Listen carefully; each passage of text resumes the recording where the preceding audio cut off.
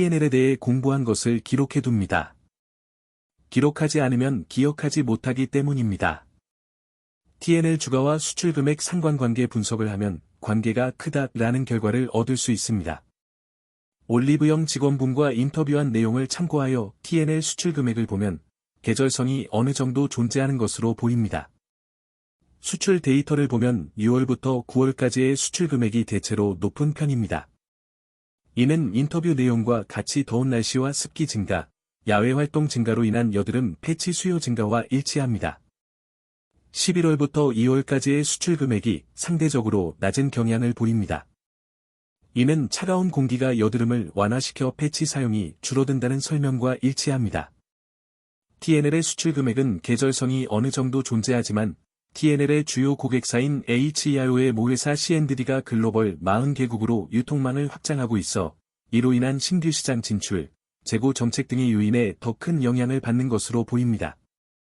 TNL 연도별 수출 금액을 보면 2021년부터 2024년까지 TNL의 수출 금액은 꾸준히 증가하고 있습니다.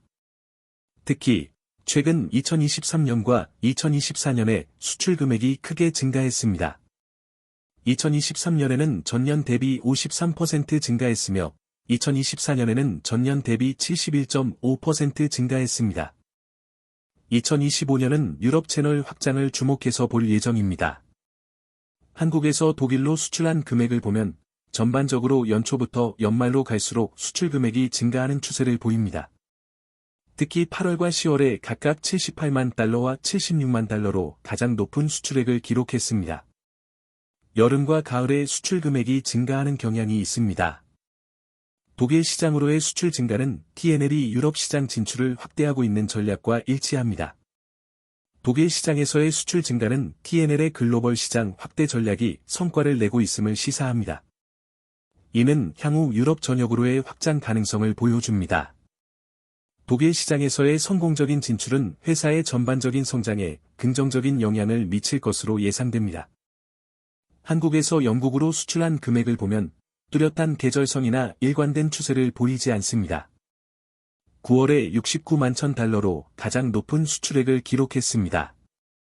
5월과 6월의 저점 이후 하반기에 전반적으로 수출액이 회복되는 양상을 보입니다.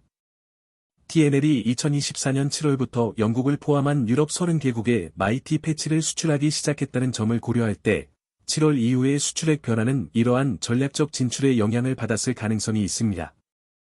TNL의 영국 시장 진출이 아직 초기 단계에 있으며 수출 규모가 안정화되지 않은 상태임을 확인할 수 있습니다. TNL의 주당 배당금은 2021년부터 2024년까지 꾸준히 증가하고 있습니다. 2021년은 400원, 2022년은 전년 대비 12.5% 증가한 450원, 2023년은 전년 대비 22.2% 증가한 550원, 2024년은 전년 대비 36.4% 증가한 750원입니다. 연도별 배당금 증가율을 살펴보면 점차 가속화되는 추세를 보입니다. TNL은 지속적인 배당금 인상을 통해 주주 가치 제고에 노력하고 있음을 알 수 있습니다. 2021년 400원이었던 주당 배당금이 2024년에는 750원으로 3년 만에 87.5% 증가했습니다. TNL의 매출과 영업이익이 지속적으로 성장하고 있어 이를 배당금 증가로 주주들에게 환원하고 있습니다. TNL은 2025년은 유럽 진출의 성공, 의료용 대마, 마이크로니들 패치 등 기대감 등 모멘텀이 유효합니다. 오늘도 수고 많으셨습니다. 고맙습니다.